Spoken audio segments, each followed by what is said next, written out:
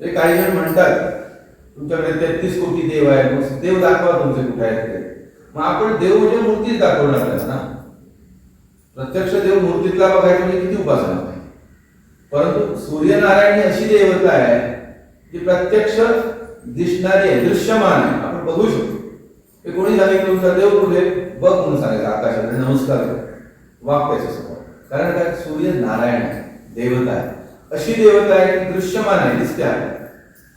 मग या सूर्याची उपासना का करायची आणि सूर्याची उपासना केल्यानंतर फरक कसा पडतो.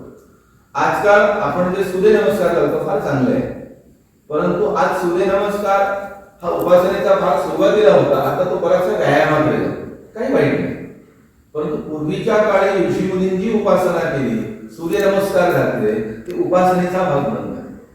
आता उपासना आणि व्यायामाचा फरक आहे का, किंवा फरक कधी येतो. मी समजा जर शरीराच्या पातळीवर राहिलो आणि सूर्यनमस्कार घालत राहिलो तर तो फक्त व्यायाम आहे.